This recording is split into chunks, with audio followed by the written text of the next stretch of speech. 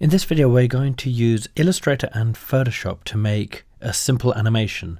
Now before we begin, it's worth noting that there's plenty of programs that do animations way better than the way I'm going to show you today. But for really simple, quick and easy animations, using Illustrator and Photoshop is a really cool way. And if you don't have those other programs, you can get by with just these two. We're going to create a new document. We're going to go to the web and create a very quick 300 by 300 pixel page like this. Now of course you can make it any size you want to. For my purposes 300 is absolutely fine. Now we're going to learn a couple of keyboard shortcuts which are really useful. Before we begin, Illustrator's got a really cool feature where you can take your page, which Illustrator calls an artboard, and we can duplicate, multiply as many as we want. It's almost limitless, which is what we're going to use to create our animation. For the purposes of our animation, we're very simply just going to take a shape like a circle. We'll draw the circle. I'll press Shift on my keyboard to keep it proportional. Let's take the stroke away and let's put a fill of a dark orange in there.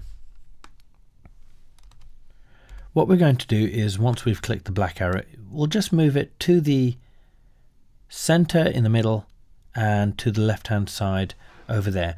And what we're going to do is we're going to do a really simple animation where we animate the ball going from left to right and back to left again.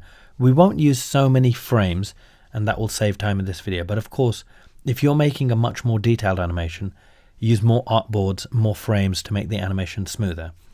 So the routine goes something like this. I've got my first frame set up, so that's the ball on the left hand side. On the keyboard I'm going to press Shift and O, and that puts us into artboard mode, which means that we can now see all of our artboards, all of our pages. I'm going to click Alt on my keyboard, keep it clicked, and click and drag a new artboard out like that. I'm now going to click the black arrow, and remember the keyboard shortcut for that is V. I'm going to click on my shape and pressing Shift on my keyboard, and using my right arrow key I'm just going to go 1, 2, 3 like so. I'm going to press Shift O on my keyboard, Alt drag to copy to duplicate that, press V on my keyboard, click on the circle, press Shift on my keyboard. Now Shift has the effect of making my left and right movements bigger. So if I was to just press the left and right, you can see that the movement is very small. If I press Shift and right, 1, 2, 3, you can see that my ball moves a lot faster. Now what I'll do is I'll just continue that routine, which is Shift and O, Alt and drag, V on my keyboard, click on the circle, 1, 2, 3. Now I'll switch the camera off here, and when you come back I'll have made all of my frames. Now in the meantime, what I've done is basically made 11 copies of this artboard, and every time I've moved this little circle, the ball, to the right. When it got to the edge, that's the one that my mouse is on now, I basically reversed the animation, so I bounced the ball going back towards the left. Now an important thing is my last frame, so the way we're going to do this, especially if you're following the numbers, is the animation is going to start here, move along this, and when it gets to here, that's going to be the very next frame. That's copy number 6, and then the ball is now traveling back towards the left, and this last frame, that's frame 11, is going to be the one before frame number 1 starts the animation again.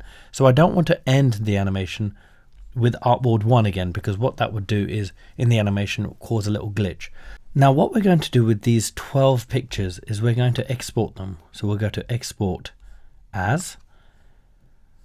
I'm going to just put them on my desktop for now, but I'm going to put them in a new folder. I'm going to call that animation like this. The name of the animation is not important, but we'll call it ball. And now the most important thing is we must go over here where it says artboards. So we are going to use artboards, and we're going to say all. We're going to press export. It's now asking us what kind of settings do we want. For now, I'm not really concerned. We can make it transparent if we wish. At this moment, it doesn't bother me either. We'll press OK to that. And very quickly, it's exported all 12. Now, as you can see, I've opened up the animation folder, and here we have our 12 pictures. And Illustrator is really good because it names the pictures that it saved or its export as a sequence 1, 2, 3, 4 all the way up to 12. This is going to be really useful in Photoshop. So let's open up Photoshop. Now we've got Photoshop open. It's a very simple case of opening up all 12 of our pictures. So we'll go to File and Open, and we're going to navigate to that folder on my desktop called Animation.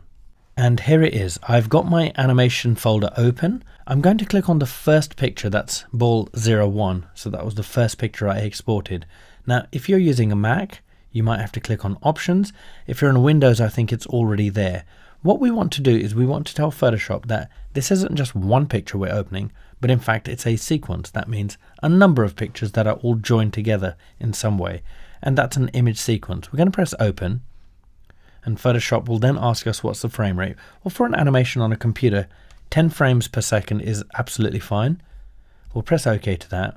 And what Photoshop will do is it will just load up the first picture, and then kind of our 11 other pictures are not there in front of us. So what we have to do is go to Window, we go to Workspace, and this time we choose the motion setting there. What that will do is it will open up in Photoshop a kind of a movie editor, if you will. Let me just zoom out a little bit there so you can see the effect of that. Now what we've got here is almost like if you've used one of those video editors, we've got a timeline.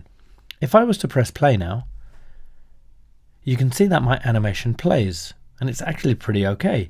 If I go to that gear symbol over there, I will say loop playback.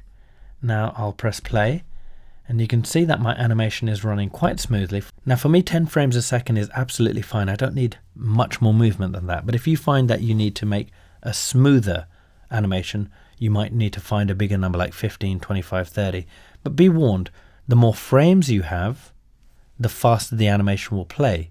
And that means in Illustrator, you're going to have to create way more frames for smooth animation to work. Let's get this into an animated form. So this would be kind of like a small icon on a web page or something like that. We're going to go to File. We'll go to our Export. And this time we want to do a legacy. That means an old version of export. So we're going to save for the web. If we click on that, we can see that we've got a huge panel up here. So it's a bit confusing, but don't get too overwhelmed by this. We want to go and save it as a GIF or a GIF, depending on how you pronounce that. So we want to select that there. The rest of the settings aren't really so important. If you need it to be transparent, make sure you've clicked that transparency button. If not, don't worry about it. Let's have a look at any other settings that we want. We should be okay. If we just do a preview, Photoshop will kind of generate and show you. Now you can see this is quite a big animation, a bit bigger than I wanted it to be. So let's close down that window. Let's go back here and look at our settings. And yes, you can see the settings there. From my 300 to 300, it's managed to make it absolutely massive, 1250. It's got something to do with the resolution settings I had. So what I'll do here is just go back and change that to 300 by 300. Let's preview that, have a look at it. And you can see there's some details for web designers over here. It's not such a big concern of mine, but that animation for me is absolutely perfect. And what we'll do over here now is save that as a file. Make sure we go to a folder that we want. In this case, it's my animation folder. Let's just save that as ball.gif, images only, that's fine. And we'll press save like this. If we now navigate to the folder, you can see I've got my original 12 from Illustrator and my new animated GIF that's sitting in this folder. If I just preview that, you can see it works. It's transparent, so you don't see a background, and that can be put into any web page or an application that you need it to be.